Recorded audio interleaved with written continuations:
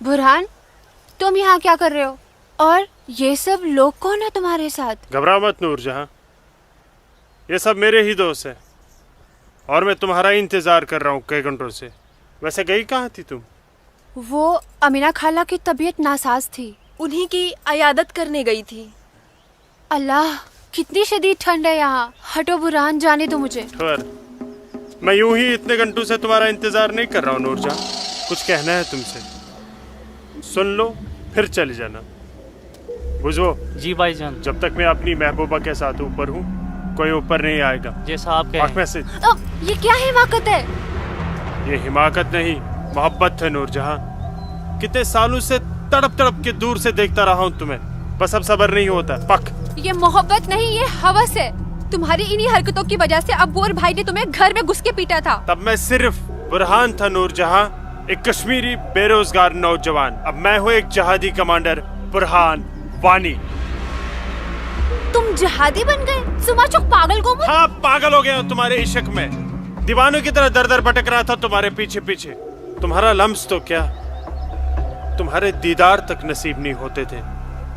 तभी अल्लाह के एक बंदे ने मुझे जिहाद का रास्ता दिखाया, और जिस रास्ते पे चलकर जीते जी तुम जैसी परी मेरी आगोश में होगी, और मरने के बाद जन्नत की हूरें मेरे सीने से चिपकी होंगी। चलो आज मैं तुमसे निकाह करूंगा। तुम गलत कर रहे हो, छोड़ो। निकाह? वो भी तुम जैसे जिहादी से? हरगिज़ नहीं। खामोश! क्या तुझे नहीं पता कि वादी में कोई लड़की किसी जिहादी की फरमाइश ठुकराकर जिंदा नहीं रह सकती? जिसे तू जिहाद कह रहा है वो जिहाद नहीं, फसाद है। और तुझ जैसे फसादी के ऊपर मैं थूकती हूँ। थू!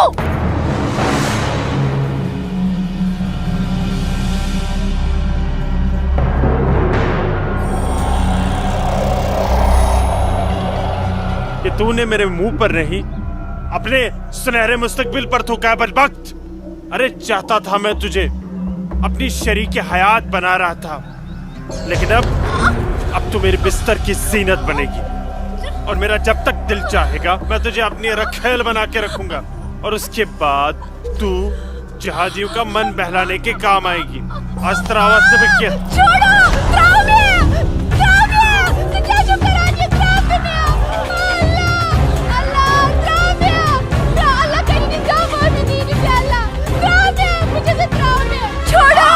मेरे मुंह पे थूका था।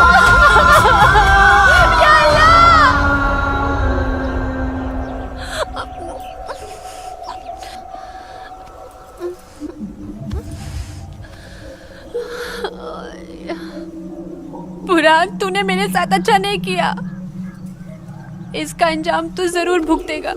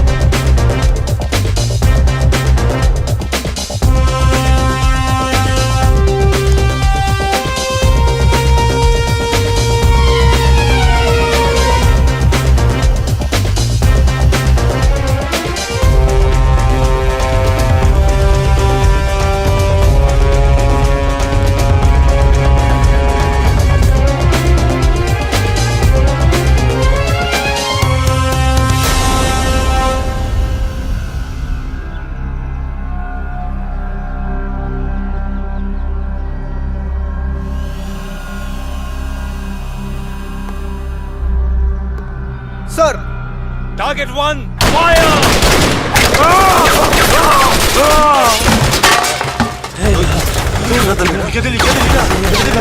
ये गोली की आवाज।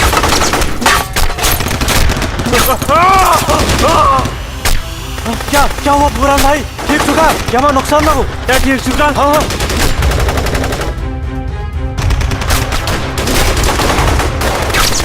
या अल्लाह! अपना असला उठाओ और तैयारी करो। हाँ जी भाईजान। मैं उन बंदूक दियो। चलो संभल के। पक्को ब्रो। रुको ब्रो।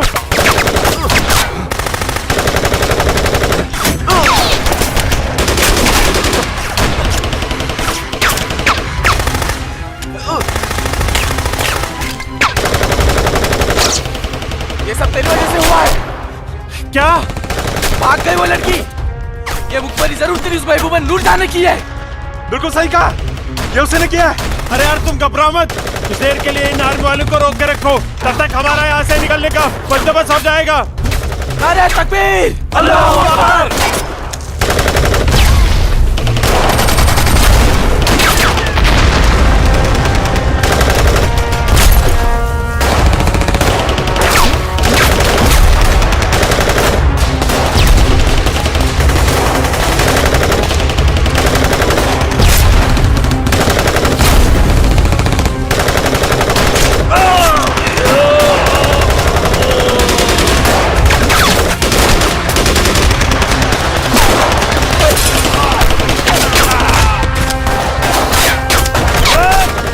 अमन का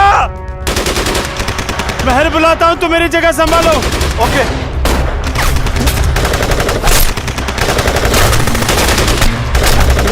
अस्सलाम वालेकुम वरहमतुल्लाह। अस्सलाम वालेकुम वरहमतुल्लाह। बोलो बुरान। जनाब, आर्मी ने हमें चारों तरफ से घेर लिया और हमारा एक जहाज भी मारा गया है। मैंने तो तुम्हें और तुम्हारे साथियों को एक नई और महफूज जगह रखा था, तो फिर ये आर्मी को कैसे पता चला? जनाब, अभी इन बातों का करने का वक्त नहीं है, हमारे यहाँ से निकलने का बंदोबस्त कर दो। ठीक है, करता हूं मैं कुछ। तुम घबराओ मत, अल्लाह तुम्हारे साथ है। जब तक लोग मदद के लिए नहीं आ जाते, तब तक तुम आर्मी को रोक के रखो। जी जनाब। खलफारी अशरफ। अस्सलाम वालेकुम जनाब। सलाम छोड़ो और काम की बात सुनो। अपने सारे लड़कों तक ये पैगाम पहुंचा दो कि वो बमदोरा कोकरनाग पहुंच जाए। वहां पे हमारे 6 जिहादी फंसे हुए हैं। ठीक है जनाब, आप समझिए लड़के पहुंच गए। लेकिन ये आर्मी को कैसे पता चला? ये इंडियन आर्मी भी ना सूंघ ही लेती है।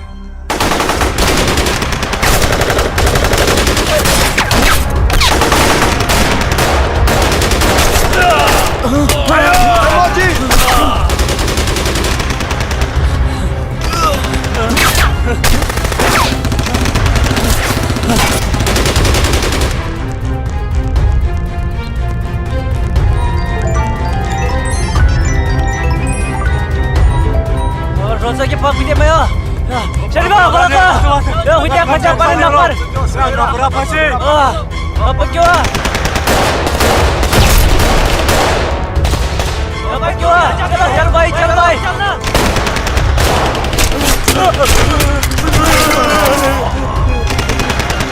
नारे तकबीर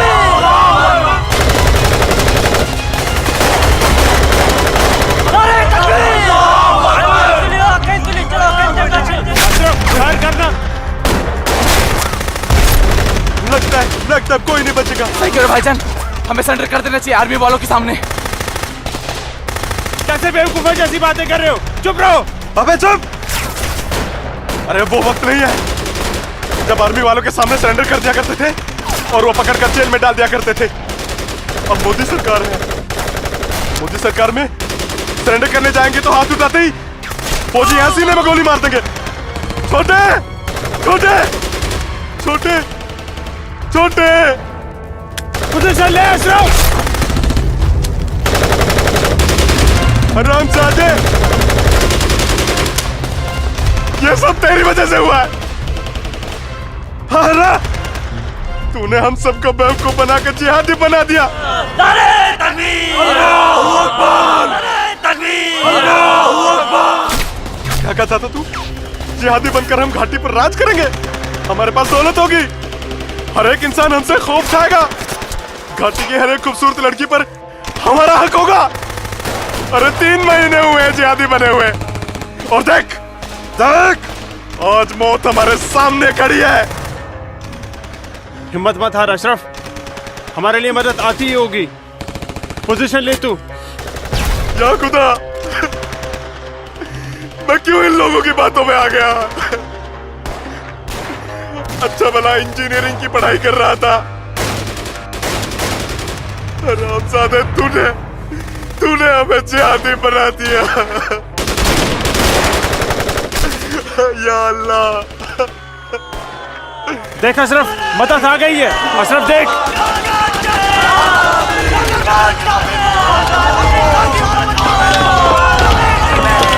नाराए तकबीर, अल्लाहु अकबर। अशरफ उठ।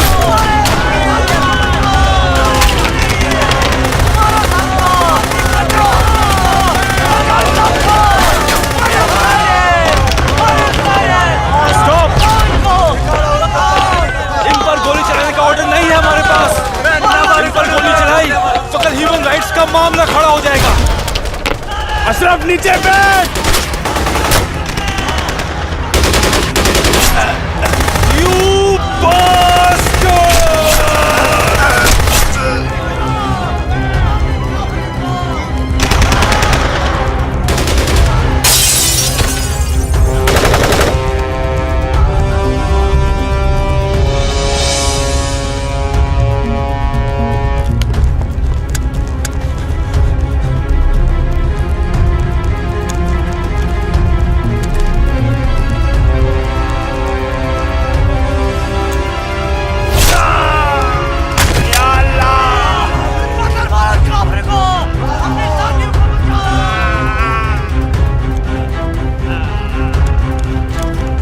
या अल्लाह मदद।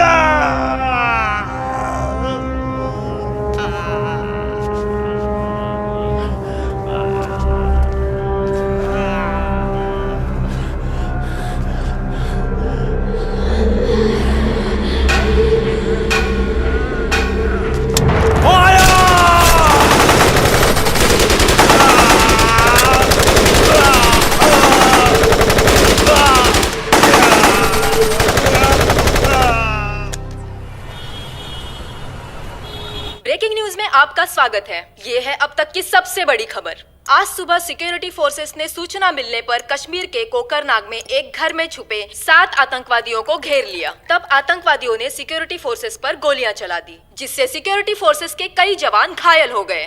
उसके बाद सिक्योरिटी फोर्सेस ने जवाबी कार्रवाई करते हुए 4 घंटे की मुठभेड़ में खतरनाक आतंकवादी बुरहान वानी और उसके 6 साथियों को मार गिराया। साल के आखिरी महीने में 6 आतंकी और कम हो गए बाबूजी। हालात बेहद खराब हो गए हैं और इस साल तो 300 से ज्यादा आतंकी जन्नत के हूरों के पास पहुंच गए।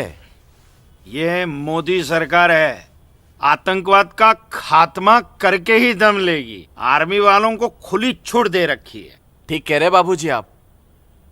जो हो रहा है वो इस देश के लिए बिल्कुल सही हो रहा है। क्या सही हो रहा है? कितने पीएम आए, कितने पीएम गए, लेकिन हम कश्मीरी पंडितों की हालत वैसी की वैसी है, सुधरी नहीं। ना हम अपने गांव जा पाए और ना ही अपने पुश्तैनी घर। जाएंगे माँ, जरूर जाएंगे। मैं चलता हूँ माँ। नमस्ते। नमस्ते बाबूजी। चलो बेटा, चलो डिम्पी। दादाजी, हमारा पुश्तैनी गांव कहाँ पर है और हम क्यों नहीं जा पा रहे वहाँ पे? अरे बेटा, अभी तुम छोटे हो, जब बड़े हो जाओगे ना तुम्हें पता चल जाएगा। दादाजी, मैं बड़ा हो गया, प्लीज बताइए ना दादाजी, हमारा घर कहाँ पे है? बताता हूँ बेटा। बेटा, घाटी में अनंतनाग जिले में शेखपुरा नाम का एक गांव है। उस गांव का नाम उस जमाने में उमा नगरी हुआ करता था। उसी गांव में हमारा पुश्तैनी घर है बेटा। नहीं नहीं, कश्मीर मेरा है, हमारा है। कश्मीर हमारा है, नहीं दूंगी। हाँ, कश्मीर मेरा है ना, नहीं दूंगी। ये झंडा हमारा है, नहीं, ये कश्मीर हमारा है। श्यामलाल मैं नहीं काका, दूंगी, मैं नहीं दूंगी। ये पागल लाजो क्या दीनानाथ काका की कोई रिश्तेदार है? नहीं बेटा, ये हमारे कश्मीर के उस हिस्से की रहने वाली एक अभागन है, जो हिस्सा अब पाकिस्तान में है, जिसे पीओके कहते हैं। बहुत छोटी थी, विभाजन के वक्त बेहोशी की हालत में एलओसी के पास गांव वालों को मिली थी। इसे अपनी हवस का शिकार बनाया था पाकिस्तान के उन दरिंदों ने। उसी सदमे की वजह से इसकी हालत आज तक ठीक नहीं हुई। आज भी इसको ऐसे दौरे अक्सर पड़ते रहते हैं। मार लाजो, डालेंगे। क्या हुआ क्या हुआ क्या हुआ क्या हुआ क्या हुआ लाजो? वो लोग मार डालेंगे। कोई नहीं मारे, कोई ये नहीं मेरा मारेगा झंडा है, तुझे। मैं मैं नहीं हूं ना, दूंगी। कोई नहीं मैं मारेगा। नहीं शांत हो दूंगी। जा, शांत हो जा। मुझे- कोई नहीं मुझे झंडा भूख लेगा लगी। तेरा। भूख लगी है ना? भूख लगी, चलो चलो घर चलो, घर चलो, चलो घर चलो। भूख लगी है। भूख लगी है बहुत ना? भूख चलो चलो चलो ये चलो लोग मार चलो डालेंगे। घर चलो। वो बोले मार डालेंगे मुझे, मार डालेंगे। कोई कोई वो कुछ अभी नहीं आए, करेगा मिलने तुम्हें। के शांत लिए हो जाओ, अपना बिल्कुल शांत हो जाओ और शांति से यहाँ बैठ जाओ। मेरा- बैठ जाओ, बैठ मेरा बैठ जाओ, बैठ जाओ, बैठ झंडा। जाओ। यहाँ रखो झंडा, मुझे झंडा यहाँ भूख रखो। लगी। झंडा अरे, अरे, अरे, गिर गया झंडा। झंडा संभाल के रखो। भूख लगी है ना तुम्हें? अभी लाता हूँ। हाँ, ये अब कपिला। हाँ आ रही हूँ। सबको मार डालूंगी। बाबूजी आ गए, बाबूजी आ गए, अरे बाबूजी आ मेरा गए। मेरी बच्चा। नज़दीका। कपिला, खाना खाना खाना खाना रोटी रोटी दे। ये लाजो आई है, उसे रोटी, भूख रोटी, लगी है, कुछ खाना। अच्छा अच्छा। मुझे भूख कैसी लगी है है, लाजो? मुझे उधर भी इशिका? जाना है। भूख भूख भूख भूख। लाजो माँ के लिए कुछ खाने को ला बेटा। बोल ना भूख भूख। हाँ हाँ अभी आई। बाबूजी आप कहाँ क्यों? गए थे? बाबूजी मैं आपका कितनी रोटी, देर रोटी। से इंतजार कर रोटी रहा खा के हूँ। झंडा लेके जाना है। हाँ हाँ आ रही हूँ। देख देख देख देख उधर देख है वो ये लोग देखो, आ आ गए। गया। उधर खाओ देख। खाओ लाजो। रोटी रोटी रोटी रोटी रोटी। नहीं नहीं तुम खाओ। बाबूजी सूरज भैया कहाँ है? सूरज बाग में होगा।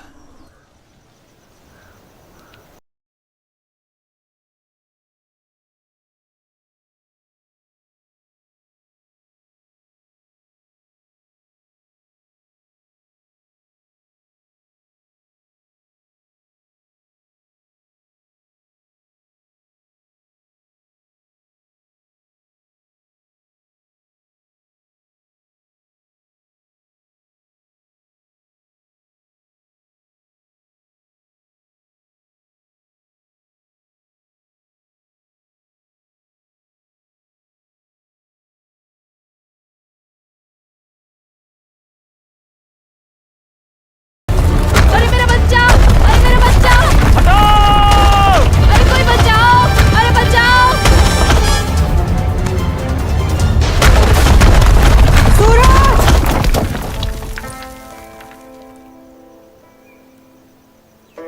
अरे मेरा बच्चा।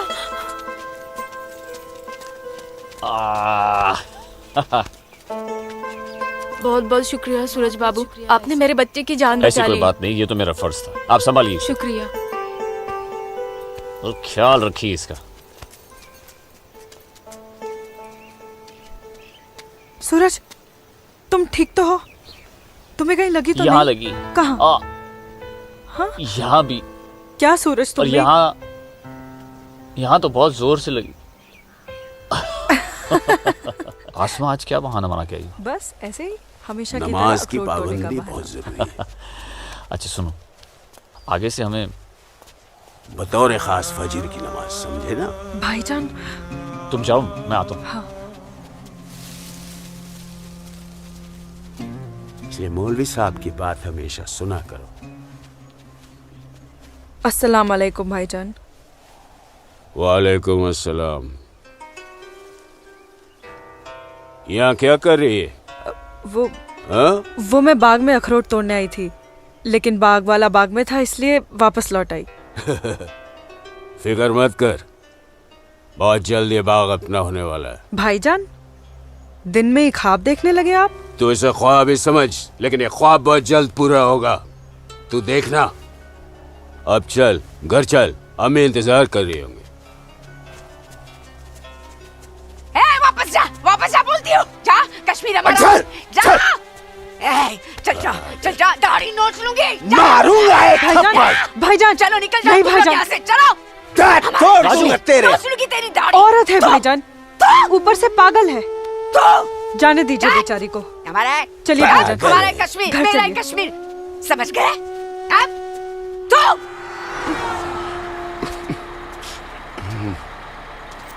क्या करे बेटा, सब खत्म हो गया। ये भैरव के चुटकुले भी बड़े मजेदार होते हैं। अरे आइए आइए गिरधारी जी, आइए। नहीं नहीं आइए, रुक जा। आइए। नमस्कार। क्या बात है, तबीयत तो ठीक है ना? नमस्ते। आप अनंतनाग गए थे ना? जी हाँ, इतनी देर हो गई, क्या बात है? सुबह से कोर्ट के चक्कर काट रहा था दीनानाथ जी। बैठिए बैठिए बैठिए। बैठिए बैठिए चाचा। बैठिए। क्या हुआ फैसला? क्या होना था फैसला दीनानाथ जी, जो डर था वही हुआ। कोर्ट ने मेरी सारी जमीन उस मुस्तफा डार के नाम से कर दी, जो ठेके पर मेरा खेत जोतता था। कुछ नहीं बचा। अब ना तो वो जमीन हमारी रही चाचा जी, और न ही उस जमीन का मुआवजा हमें मिलेगा। क्या करें अब हम? क्या कहूँ, कुछ नहीं कर सकते बेटा। हम हिंदुओं के खिलाफ ये नाइंसाफी धारा 370 की ही देन है। कश्मीरी पंडितों को बर्बाद करने के लिए ही बनाई थी। अब आप ही बताइए दीनानाथ जी, हमारे बच्चों के भविष्य का क्या होगा? गिरधारी जी, संभालिए अपने आप को।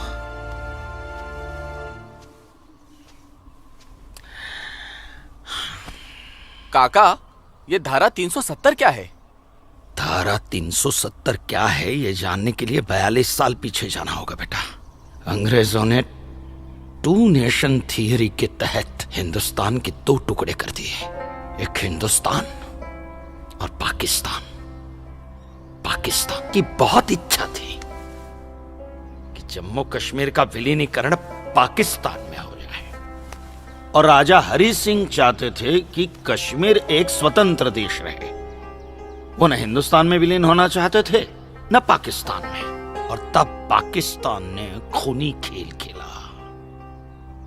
अक्टूबर 1947 में पठानी कबायलियों को जम्मू कश्मीर के खिलाफ उकसाया, कश्मीरी पंडितों का कत्लेआम करवाया। ऐसे हालात देखकर राजा हरि सिंह ने घबरा कर नेहरू जी से कहा, कृपा करके आप कश्मीर को बचा लीजिए। मैं ऐसे हालात में चाहता हूं कि कश्मीर का विलीनीकरण भारत में ही हो जाए, सेना भेजिए। लेकिन जब तक भारतीय सेना कश्मीर पहुंची, बहुत देर हो चुकी थी। न जाने कितने कश्मीरी पंडितों का कत्लेआम हो चुका था। कश्मीर का 1/3 हिस्सा पठानी कबायलियों ने अपने कब्जे में कर लिया था। लेकिन अपनी इस नीच हरकत के बाद भी पाकिस्तान बाज नहीं आया।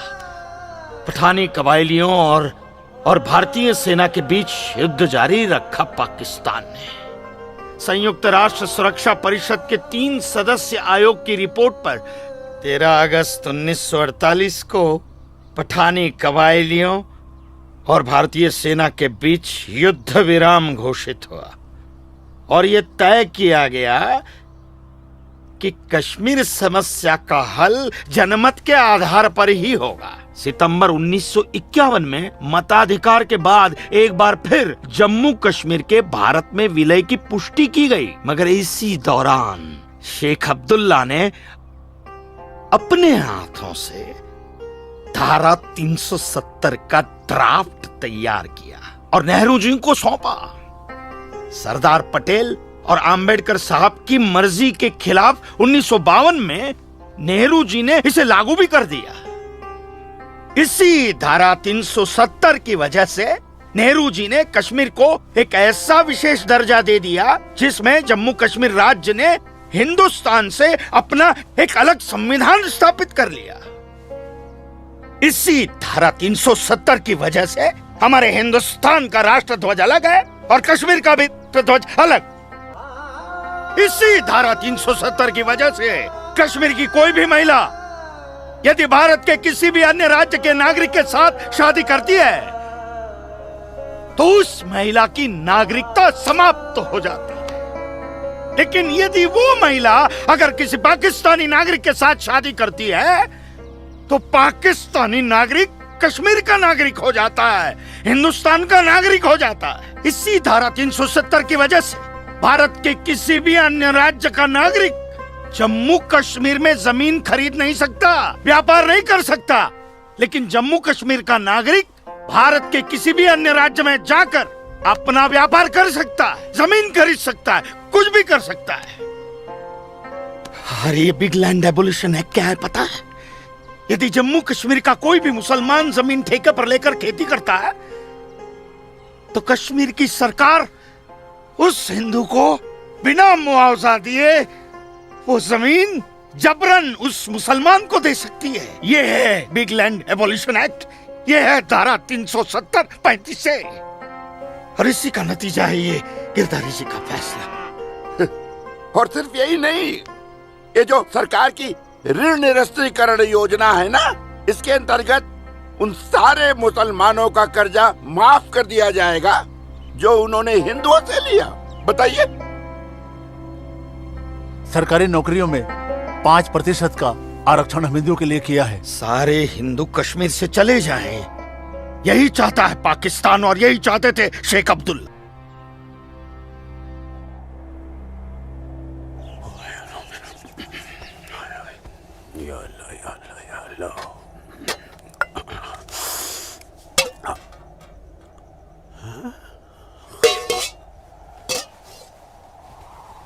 खाली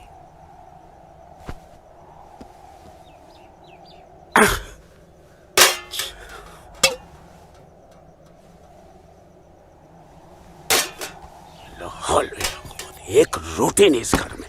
अल्लाह ताला सब ठीक कर देगा। अम्मी, घर में रोटी है कि नहीं? घर के हालात देख रहा है तू?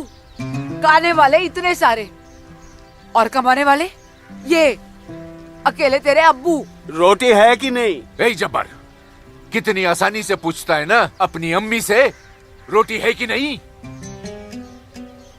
रोटियां कमाई जाती हैं, ना कि डिब्बों में हाथ डालकर मांगी जाती हैं। यही रहता है ना तू, इसी घर में रहता है ना तू। इल्म है कि कितने दिनों से तेरा ये बाप यहाँ बेरोजगार बैठा है? नहीं, आटा खत्म हो गया है, बस चंद दिनों के लिए थोड़े से चावल बचे हैं। वो भी जमाने थे सलमा, जब हमारे हिंदू भाई बुला बुला कर हमको खेतों में काम दिया करते थे, और अब इस जैसे मुसलमान की वजह से वो हमसे नजरें चुराने लग गए। ए मेरे परवरदिगार, अगर तूने पेट दिया है तो खाना भी जरूर देगा, और ऐसे मौजूदा हालात में मेरे शौहर को काम भी जरूर देगा। कैसे देगा काम और क्यों देगा काम? वो क्यों?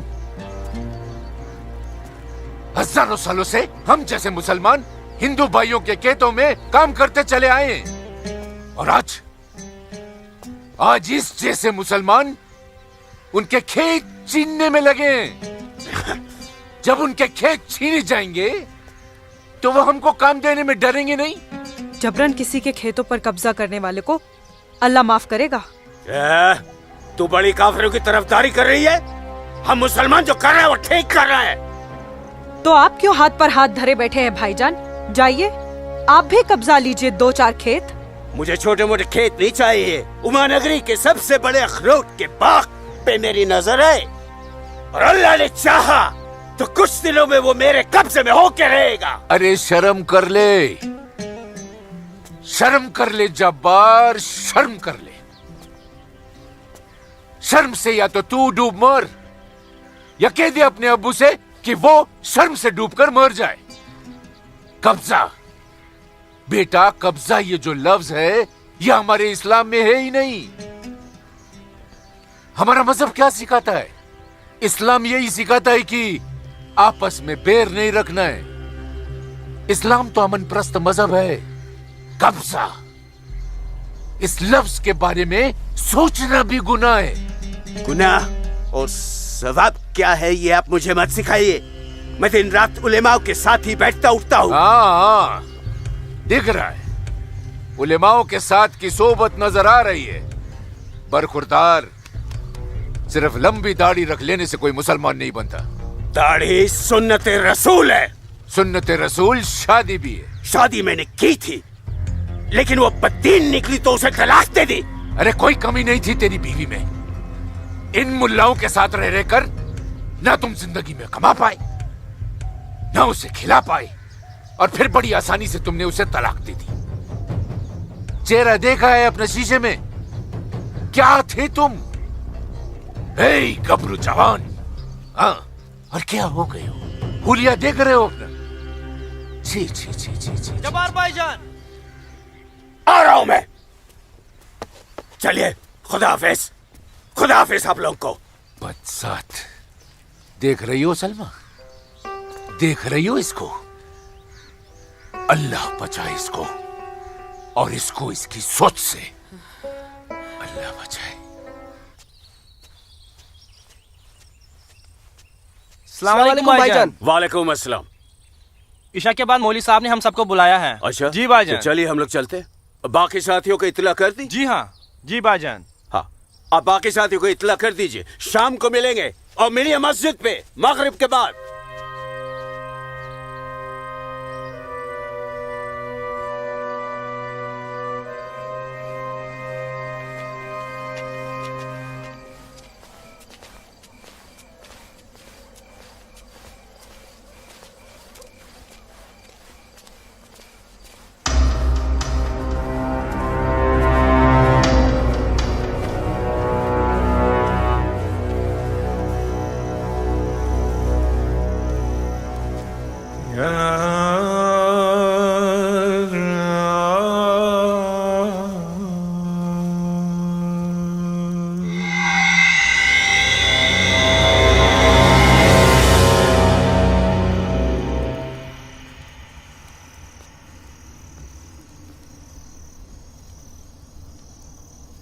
खुशामदीद बिरादरान इस्लाम। आप लोगों को जानकर खुशी होगी कि इस्लाम के सच्चे अलंबरदार पाकिस्तान के साबिक वजीरों की तरह मौजूदा वजीर आजम भी आपके इस खित्ते की आजादी के लिए दुआगो हैं और किसी भी किस्म की मदद के लिए भी तैयार है। हजरत, आपके जम्मू कश्मीर को नापाक काफिरों के चंगुल से बचाने के लिए हमने 1965 में और 1971 में हिंदुस्तान के साथ जंग लड़ी थी, लेकिन हमारी बदकिस्मती रही कि हम कामयाब नहीं हो सके। और दूसरी बदकिस्मती ये रही कि हमारे मशरकी पाकिस्तान को हमसे अलग करके हिंदुस्तान ने एक नया मुल्क बांग्लादेश खड़ा कर दिया।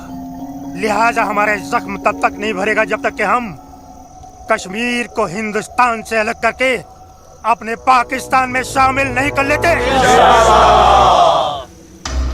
मेरे प्यारे मुस्लिम भाइयों, जैसा कि आप सब जानते हैं कि हम तादाद में कम हैं, इसलिए जंग की सूरत में हमारी हार तय है। इसलिए इस बार आपको सामने रहकर ये लड़ाई लड़नी होगी। हम पीछे रहकर आपकी भरपूर मदद करेंगे। तो आप हिंदुस्तान में ऐलान जंग कर दीजिए। लेकिन बिरादरान, एक बात याद रहे, कुछ लोगों के बागी होने से कुछ नहीं होने वाला। पूरे कश्मीरियों को एकजुट होकर हिंदुस्तान के खिलाफ ये लड़ाई लड़नी होगी, तब हम जीतेंगे। लेकिन जनाब, अगर कश्मीरी हिंदुओं ने इस बगावत में साथ देने से इनकार कर दिया तो? उनके पास इसके अलावा और कोई रास्ता भी नहीं है। धारा 370 की वजह से जम्मू कश्मीर के हिंदू घबराए हुए हैं और मुसलमानों का खौफ उनके दिल में बैठा है। इसलिए मुझे उम्मीद है, बल्कि यकीन है, कि वो जरूर आसानी से हमारा साथ देंगे। और अगर किसी ने अपना सर उठाया तो हम उस सर को कुचलने की ताकत भी रखते हैं। माशाल्लाह, माशाल्लाह, आपका जोश देखकर हमारा दिल भाग भाग हो गया बिरादर। शुक्रिया। अगर ऐसा ही जोश हर कश्मीर में भर जाए तो कश्मीर को आजाद होने में देर नहीं लगेगी। आमीन। आमीन। होने वाले आजाद कश्मीर के बाशिंदों, अब हम आपसे इजाजत चाहेंगे। आज हमारे कमांडर साहब की सालगिरह है। वाह। और मौलवी साहब, आपको भी दावत है, आप भी हमारे साथ चल रहे हैं। आप भी तो देखिए हमारे पाकिस्तान के हुक्काम किस तरह से जिंदगी का लुत्फ लेते हैं। वाह। नाराए तकबीर, अल्लाहू अकबर, नाराए तकबीर, अल्लाहू अकबर। अरे गोविंद, सेब तैयार हो गए। सूरज। अस्मा, तुम यहाँ? हम तो 2 बजे मिलने वाले थे ना।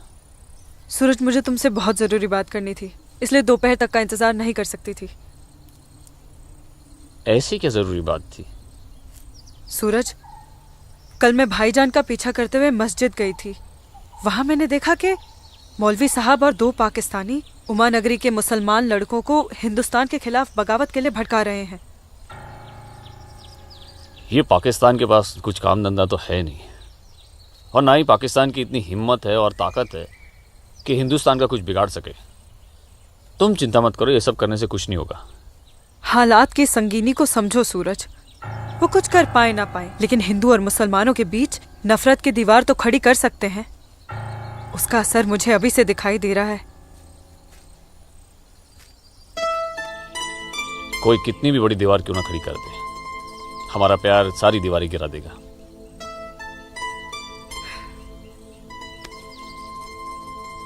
मुझे बहुत डर लग रहा है सूरज। अगर ये सब सच हो गया और मैं तुमसे जुदा हो गई तो मैं जीते जी मर जाऊंगी। अस्मा, हमारा प्यार इतना कमजोर नहीं है, और अपने प्यार को इतना कमजोर मत समझो। मैं वादा करता हूं, जीऊंगा तो तुम्हारा हाथ पकड़कर, और मरूंगा तब भी तुम्हारा हाथ पकड़कर मरूंगा।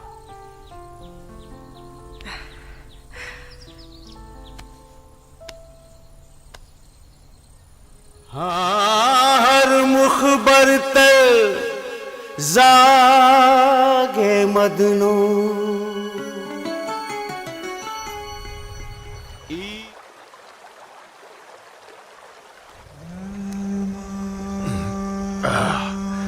बिरादर, हमारा मेहमान नवाजी में कहीं कोई कमी तो नहीं रह गया? नहीं, बिल्कुल नहीं जनाब। इतनी उम्दा शराब के साथ रक्कासा का वो थिरकता हुआ बदन, ओए होए, जिंदगी का मजा आ गया। अरे आप बदबख्त, हमारे मेहमान का जाम बनाओ। माफ कीजिएगा जनाब, इस्लाम में शराब हराम है। ओ हाँ, हराम। और सुअर? ला हौल वला कुव्वत जनाब, वो भी तो हराम है। तो ये समझ लीजिए मौलवी साहब कि हम आधे मुसलमान हैं, शराब पीते हैं, सुअर नहीं खाते।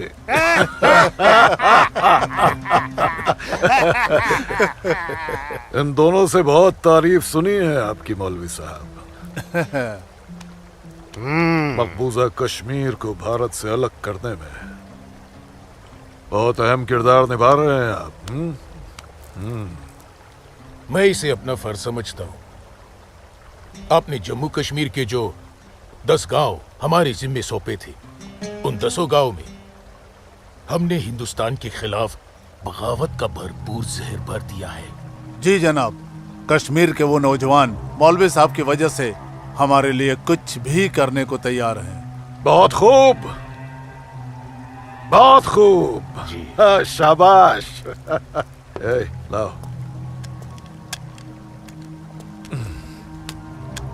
हमारे सियासतदानों का मानना है कि अगर जम्मू कश्मीर के जवान लड़के कश्मीर की आजादी के लिए इंडिया से बगावत कर लें तो हिंदुस्तान की फौज उनकी बगावत को कुचलने के लिए जरूर आएगी। और ऐसे वक्त में अगर उनके पास ऐसे हथियार होंगे तो बगावत का रंग ही कुछ और आएगा। बिल्कुल ठीक फरमाया आपने जनाब, लेकिन हमें अपने मकसद में कामयाब होने के लिए बहुत सारे पैसे की भी जरूरत पड़ेगी। हाँ हाँ, आपकी उस ख्वाहिश का ख्याल भी रखा गया है।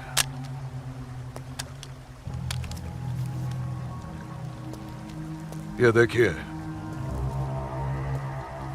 जम्मू कश्मीर के तमाम बच्चों के लिए असला, बंदूक वगैरह खरीदना मुमकिन नहीं है, तो उनको तलवारें खरीद के दी जाए। उनकी तलवारों के लिए ये पैसा दिया गया है। लीजिए। और एक काम कीजिए जी, इसमें से आधा पैसा आप दोनों आपस में बांट लीजिए। जी बिल्कुल। और आधा मौलवी साहब को दे दीजिए। इनकी नजर इनायत भी हमारे लिए बहुत जरूरी है। जी जी, हक बनता है, इनका हक बनता है। लेकिन जनाब, जी बिल्कुल बिल्कुल। फिर तलवारें खरीदने के लिए पैसे कहाँ से बचेंगे? अरे अपनी जेबों का भी तो ख्याल रखना है। मत खरीदो, मत खरीदो तलवारें। इन बदबख्त कश्मीरियों की आजादी के लिए हम ही सब कुछ करें, वो अपनी कौम और अपने मुल्क के लिए 2 तलवारें तक नहीं खरीद सकते। ये कैसी बगावत है? लानत है। अरे सुन सुन, रुक जा। मदरसे में अच्छी तरह पढ़ाई करना। अम्मी, मदरसे के साथ साथ इन्हें स्कूल भी भेजा करो। कभी जिंदगी में कुछ करना चाहेंगे तो स्कूल की पढ़ाई काम में आएगी। नहीं अम्मी, हम स्कूल में नहीं पढ़ने जाएंगे अम्मी। क्यों बेटा? हाफिज जी कहते हैं जहाँ काफिरों के बच्चे पढ़ते हैं वहाँ मत पढ़ा करो। सुना आपने अम्मी? छोटे छोटे बच्चों के जहन में कैसी नफरत भर रहे हैं ये लोग। ऐसे मदरसों में पढ़कर आखिर इनका मुस्तकबिल क्या होगा? नमस्ते कौल साहब। नमस्ते इस्लामुद्दीन, कैसे हो? ठीक हूँ दीनानाथ जी। बैठो। जी शुक्रिया। अरे ऊपर बैठो, नीचे क्यों बैठ रहे हो? जैसे आप कहें। बैठो। अरे वो इस्लामुद्दीन है, तुम डरो मत इस्लामुद्दीन, ये खराब कुछ आदमी है। नहीं करेगी ये वो। अच्छा आदमी नहीं। कपिला, ऐसे नहीं करते। ये अच्छा आदमी नहीं, दाढ़ी वाला। ले जाओ इसे। ये अच्छा आदमी नहीं। लाजो क्या कर रही है? नहीं, तो लाजो क्या हे कर रही खुदा राम। अरे ये निकालो वो उसे। नहीं है ये अच्छा जो तू आदमी समझ नहीं रही है। है। मैं कहती चल हूँ उसको मेरे निकालो साथ। इधर डरो से। मत। निकालो। कुछ नहीं करेगी। नोच डालो साले की दाढ़ी, नोच डालो। उसकी बात का बुरा मत मानना इस्लामुद्दीन। तुम जानते हो वो दाढ़ी देखकर अपना आपा खो बैठती है। जानता हूँ जनाब, बहुत जुल्म हुआ है बेचारी के साथ। कहो क्या काम था? बस मालिक, वो आपके अखरोट की फसल की बात करने आया हूँ। इस साल कितना दाम दोगे? मैं क्या बताऊं, पिछले साल 4 लाख दिए थे। हाँ, इस बार 50,000 और बढ़ा दीजिए। 50,000? नहीं बाबूजी, इस बार 7 लाख रुपए से 1 रुपया कम नहीं लेंगे हम। 7 लाख तो बहुत ज्यादा होते हैं सूरज बाबू।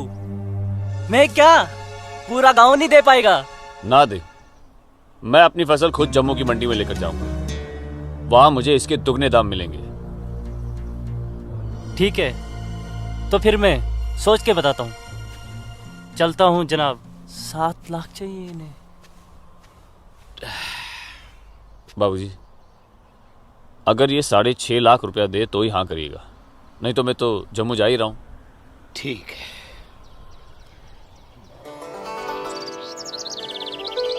बाखुदा, कश्मीर में मुसलमानों की हालत दिन ब दिन खराब होती जा रही है। कहने को धारा 370 लगी हुई है जिसमें मुसलमानों को हिंदुओं पे फोकियत दी गई है, लेकिन भूखे सिर्फ मुसलमान ही मर रहे हैं। सच कह रहे हो इस्लाम भाई, ठेके पे खेत देना तो दूर, अब तो ये हिंदू हमें खेतों में मजदूरी भी नहीं करने देते। मजदूरी छोड़ो, अब तो वो लोग हमारे साथ खरीदो फरोख्त से भी गुरेज कर रहे हैं। दीननाथ कौल के पास गया था मैं आज अखरोट की फसल खरीदने, लेकिन उसके साहबजादे ने साफ इनकार कर दिया। कहने लगा मैं अपनी फसल जम्मू की मंडी में जाके बेचूंगा। अगर यही हालात रहे तो अपने बच्चे तो भूखे मर जाएंगे इस्लाम भाई। इसीलिए तो आप लोगों को बुलाया है। सोचो आगे क्या करें। आप ठीक कह रहे हैं, कुछ तो करना पड़ेगा हमें। अल्लाह मालिक है। चचा। हाँ बेटा। जम्मू वाली बस गई तो नहीं? नहीं अभी तो गई नहीं, बस आती ही होगी। सूरज, सूरज। अरे लाजोमा, जम्मू जा रहे हैं ना? हाँ जम्मू जा रहा हूँ। जम्मू भूख लगी? खाना, क्या खाओगे? क्या खाओगे? तू खाना खाना। मुझे भूख नहीं है, मैं खाना खा के आया हूँ। माँ को जानती हो ना, खाना खा के आया हूँ। भूख लगेगी जम्मू जाके खा लूंगा। हाँ लाजुमा जल्दी घर जा, माँ बाबूजी इंतजार कर रहे। खाना हाँ खाना खा लूंगा। Okay bye. खाना।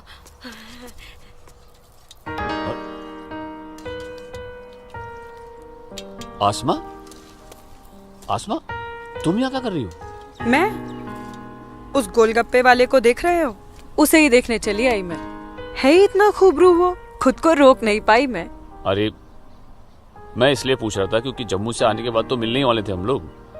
तो ठीक है, वापस चली जाती हूँ। अरे आसमा, अब आई गई तो ठीक से दीदार तो करने दो। सूरज, या अल्लाह, छोड़ो मेरे सूरज को मत मारो। तुम लोग छोड़ो मत मारो। मैं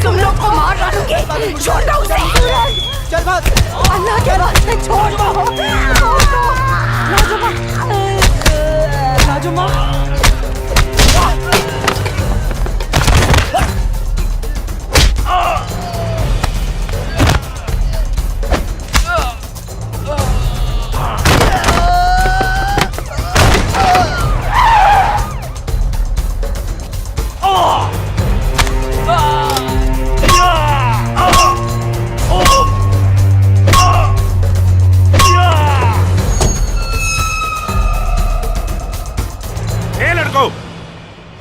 क्या गुंडागर्दी हो रही है यहाँ? अब्दुल्ला खान के इलाके में सरेरा दंगा फसाद। इस मुल्क में कोई कायदा कानून है कि नहीं? कमबख्तों ने सड़क को जंग का मैदान बना रखा है।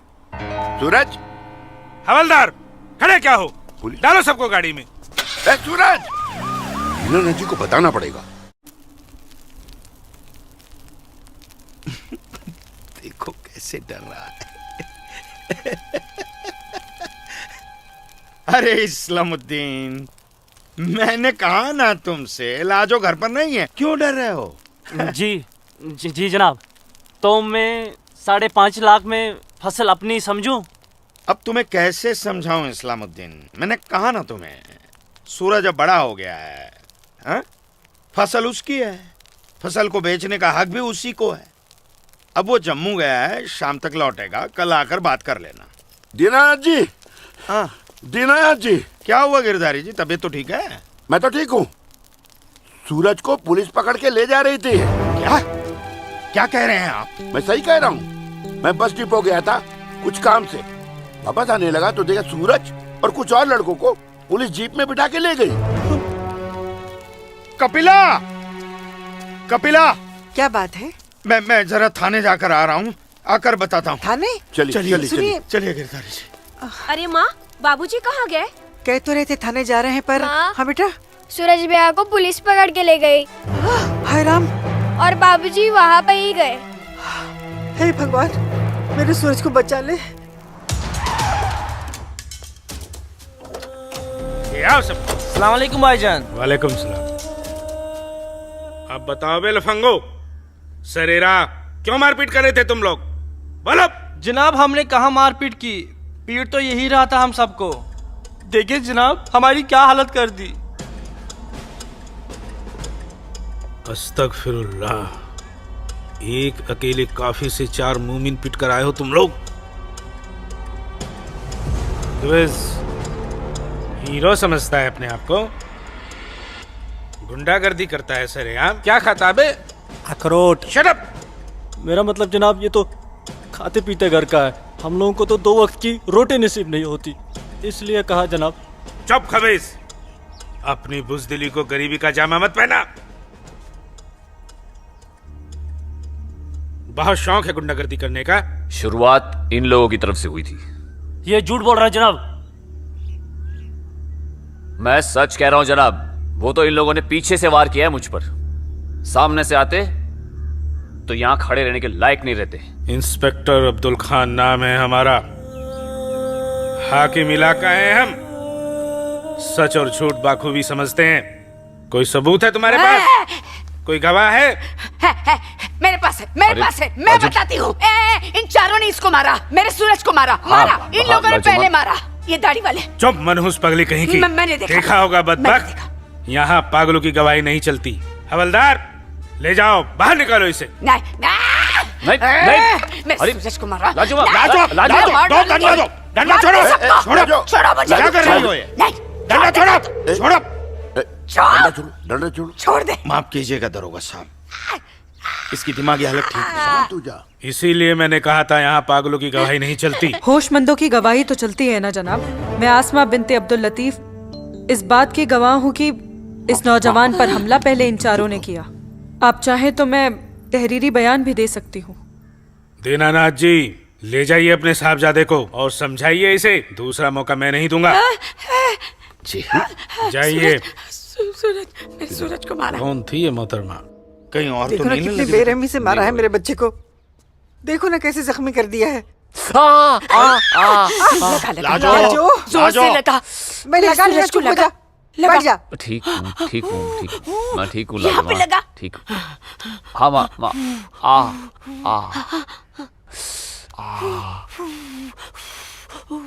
बाबूजी, मैं सच कह रहा हूँ, इसमें मेरी कोई गलती नहीं है। मैं जानता हूँ बेटा, कश्मीर की परिस्थिति ठीक नहीं है बेटा।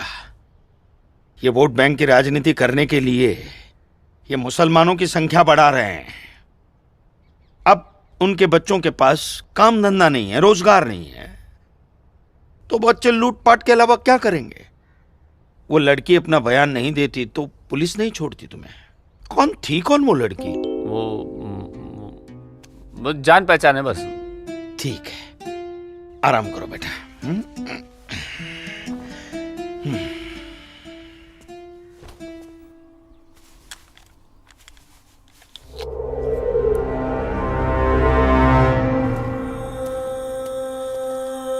जनाब आदाब। अब्दुल जब्बार, कैसे हो मियाँ? ठीक हो जनाब। ये दाढ़ी, ये टोपी, ये इस्लामी लिबास, माशाअल्लाह खूब जस्ते हो तुम। शुक्रिया जनाब। यकीन नहीं आता कि वो मुझो लड़की तुम्हारी सगी बहन है। जनाब आप किसके बारे में बात कर रहे हैं? मैं कुछ समझा नहीं। मैं आसमा की बात कर रहा हूँ, तुम्हारी बहन आसमा की। कल उसकी गवाही की बदौलत 4 मुसलमान भाइयों को बड़ी बेरहमी से पीटने वाले एक काफिर को मुझे रिहा करना पड़ा। क्या नाम था उसका? सूरज कौल। मुझे इल्म नहीं, कोई इल्म नहीं है इसके बारे में। वो कल थाना आई थी उस काफिर के लिए गवाही देने। जनाब मैं अभी जाकर समझाता हूँ उसे। तहम्मल जब्बार मियाँ, तहम्मल। ये मसला गुस्से से नहीं, अक्ल से सुलझेगा। मौलवी साहब तो तुम्हारी पहचान वाले हैं ना? जी। वो इस्लाम का हवाला देकर समझाएंगे उसे, मुमकिन है समझ जाए। जी बेशक, इजाजत दीजिए। अल्लाह हाफ़िज़।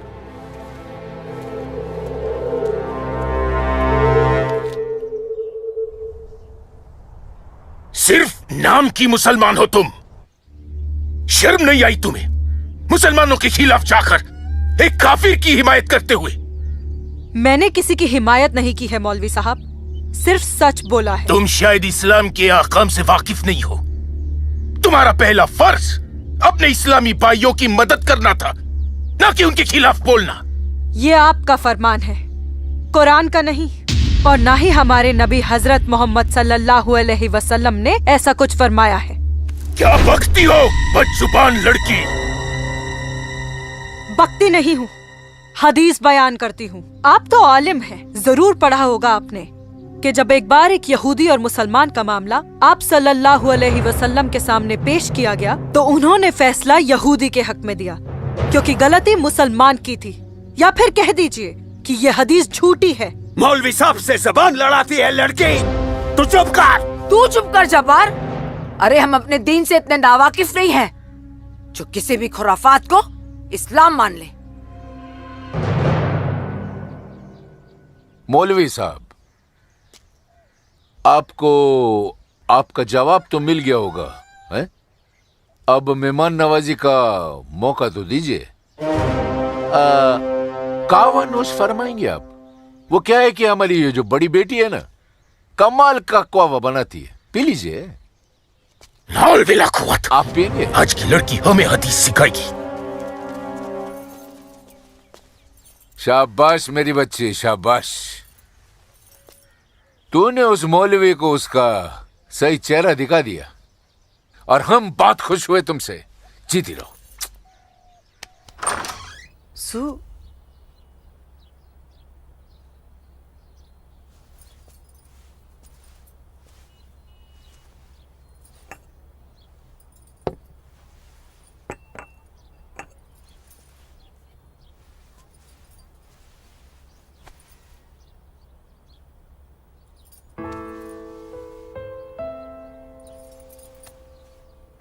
सूरज, माँ कब आई आप? मैं तो अभी आई बेटा। कैसा है? आपका बेटा हूँ माँ, ये मामूली चोट से मुझे क्या होगा? मैं जानती हूँ मेरा बेटा हिम्मत वाला है।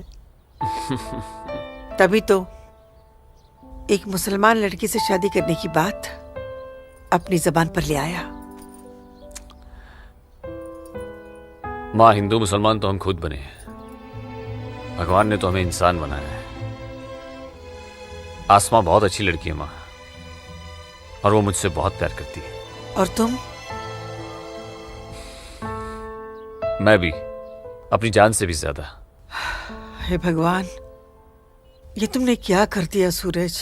मैंने कुछ नहीं किया माँ, ये तो बस हो गया।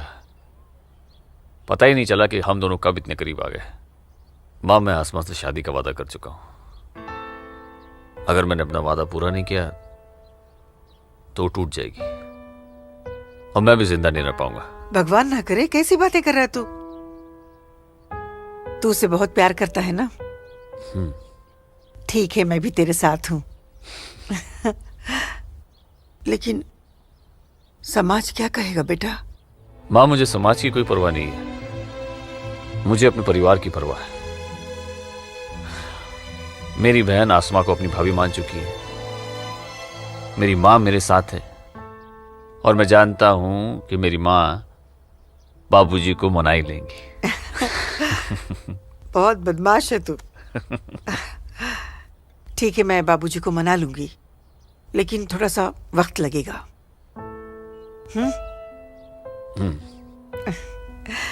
चल दूध पी ले।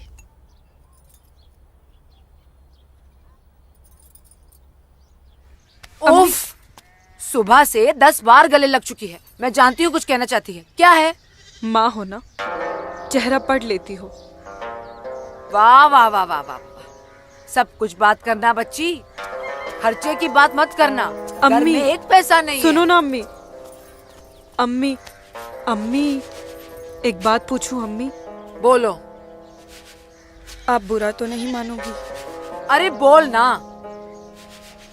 अम्मी, क्या एक मुसलमान लड़की एक हिंदू लड़के से मोहब्बत कर सकती है?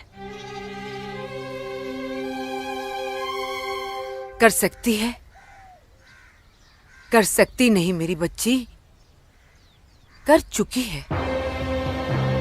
वरना उस लड़के के हक में बोलने की हिम्मत नहीं रखती। अम्मी, सब कुछ जानते हुए भी आपने मुझे कुछ नहीं कहा। तेरी माँ हूं ना, अपनी बच्ची की खुशी चाहती हूँ।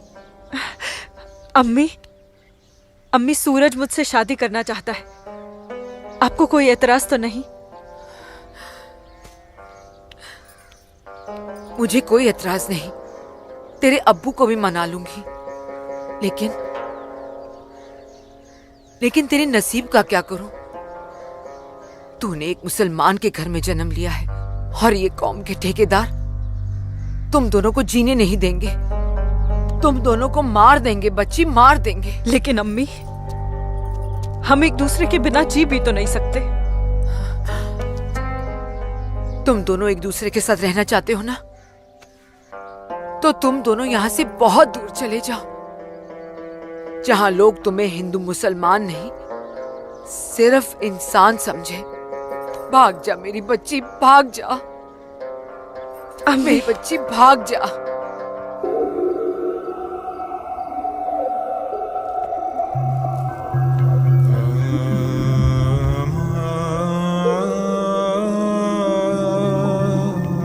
मौलवी साहब आ गए।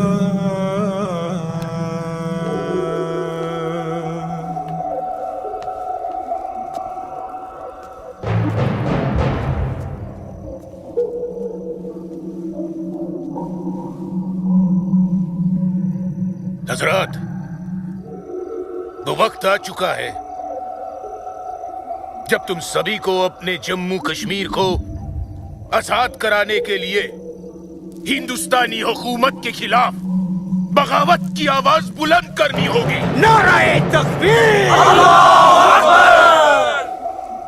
उमा नगरी के तो हर घर में बगावत की तैयारियां चल रही हैं, और अब आप लोगों का फर्ज बनता है कि मौलवी साहब की हिदायत के मुताबिक जम्मू और कश्मीर के बाकी बचे हुए शहरों और गांवों में जाकर लोगों को बगावत के लिए तैयार करें। दोस्तों, हिंदुस्तान की सरकार तुम्हारी इस बगावत को कुचलने के लिए अपनी फौज जरूर लगाएगी, और ऐसे हालात में उनसे मुकाबला करने के लिए आप लोगों को हथियारों की जरूरत पड़ेगी, और ये रहे वो हथियार।